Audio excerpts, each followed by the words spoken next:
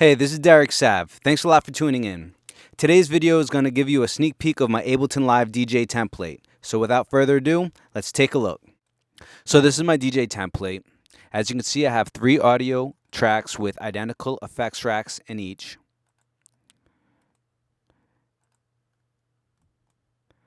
And the effects tracks has things like an EQ3, gain controls, limiters, and various effects to help with transitions. All 3 audio tracks are routed into a bus track. And the purpose of this is to be able to cue up the master mix and hear what the audience is hearing when I'm mixing. I have a MIDI track over here if I want to play a MIDI instrument or use a sampler. And over here I have some scene launch buttons with common BPMs in case I want to jump to a certain BPM for a particular track.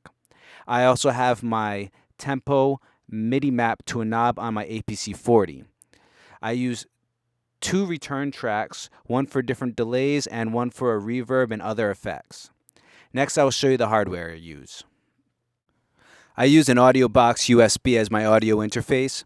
It only has 2 outs, so I have a USB headphone jack that I got for $10 online as a second set of stereo outs that I plug my headphones in and use as the output for my cue.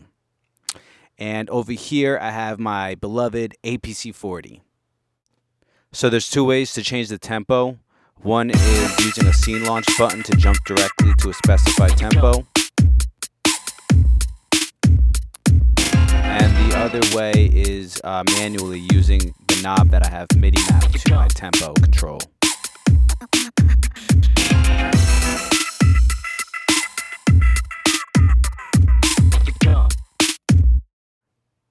I am showing you the effects racks controls. All 3 channels are equipped with a copy of the same effects rack in each one.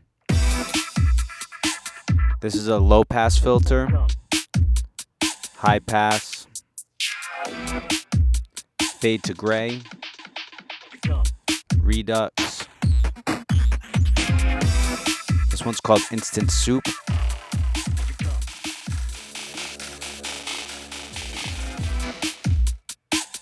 And this is a gain control. That one's flanging.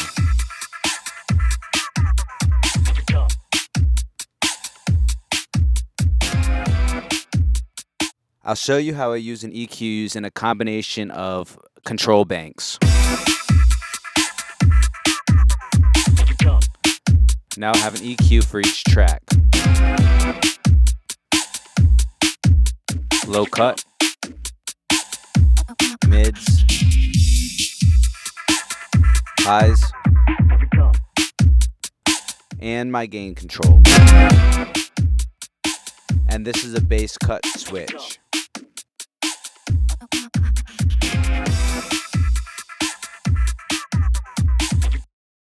I will show you how to control multiple effects for multiple channels at the same time.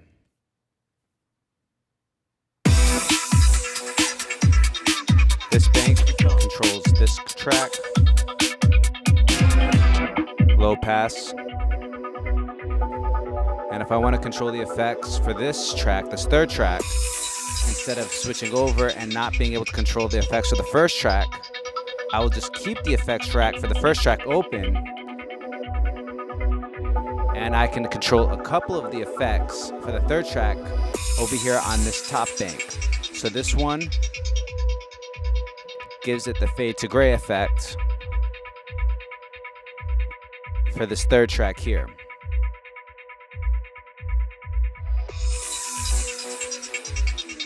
While at the same time I can control the low pass for this first track. So I can do this.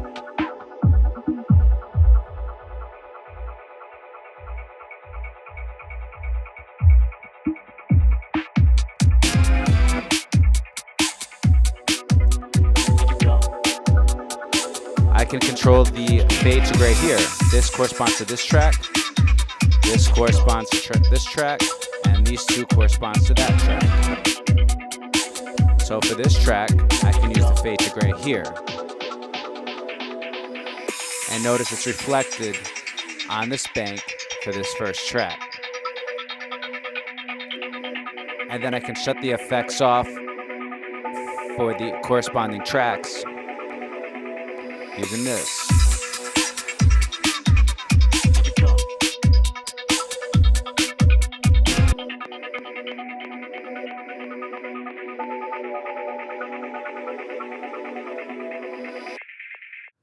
I MIDI mapped the top 2 scene launch buttons as up and down navigation through the scenes, and in conjunction with the track selection buttons, I can navigate through the clips in my DJ set.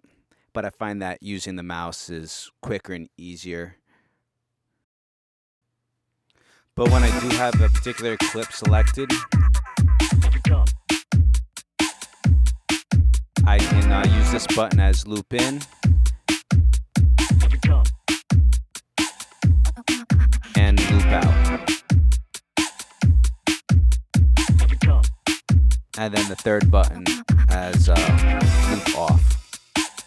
If I want to loop a clip without thinking about what clip is actually selected, I can just use a looper for on-the-fly looping. This button turns on the looper and clears the looper at the same time. That third button starts the loop recording, ends the loop recording and plays it back. And that one in the middle will reverse the loop.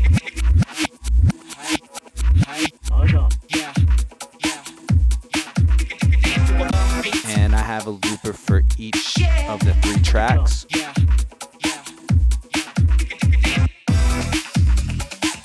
So that track was playing while the looper was running, so it's further along in the track.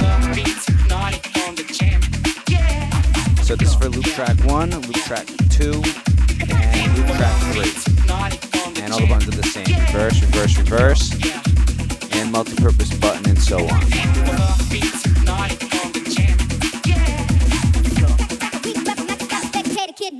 The party jackals.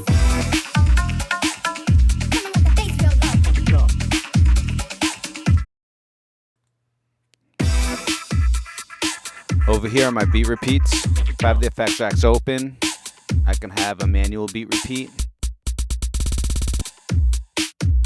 or I can have a preset beat repeat. Track activator, and the cue to hear it in my headphones. Beat repeats, first track, second track, third track. Master cue.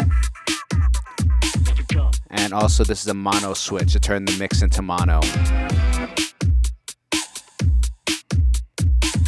And this is a master effect I have with the knob controlling a parameter on this first bank.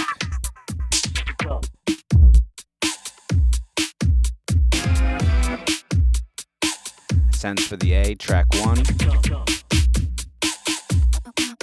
track 2, track 3. Sends first, sends B, track 1. And track 2 and track 3 are the next 2 buttons over. And this is the volume control for sends B, and the volume control for sends A.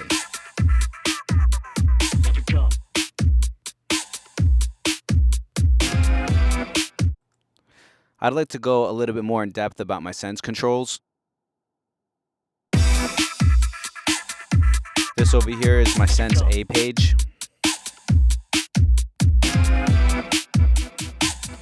I can control the volume for Sense A with this control, or I can use this knob. And this button is more of a toggle. Notice it lights up. Track 2 and track 3.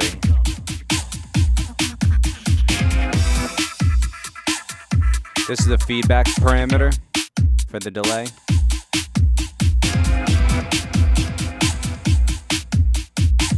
This is the delay time.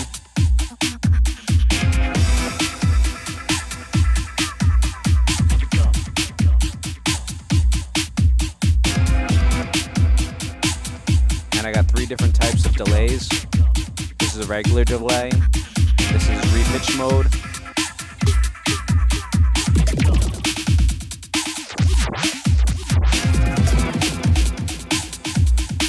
And this third one is grain delay.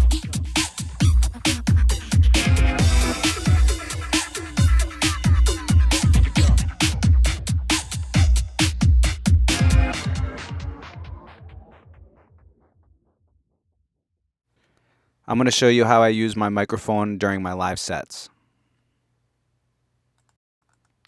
My microphone is actually connected to a fourth audio track, but to save space on my controller, I route that audio through track number 2. So when I'm ready to use a microphone, I'll route the audio from my microphone track into track number 2 by clicking on this nudge button. I MIDI mapped it to the in on track number 2. Metronome will unmute my microphone track.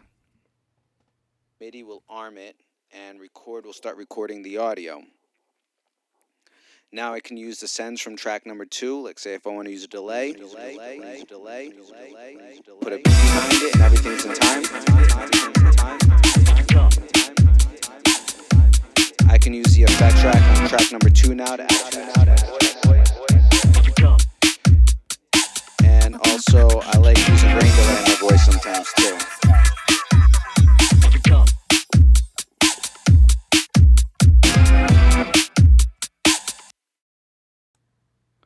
Some buttons you may want to MIDI map to a blank slot would be stop all clips button, tap tempo only because if you hit that it'll change the tempo of your set. The transport controls, they tend to stop the audio if you're recording your live set. Also the volume fader for track number 4 for my microphone because I can control it through number 2. That's one less thing for me to think about. And the track activator button for my bust master track. So this concludes this week's installment of Derek Sav's School of Thought. Thanks a lot for watching, and tune in next week. Next week's topic is going to be a surprise. I'm going to keep you in suspense, so subscribe to my YouTube channel. See you later.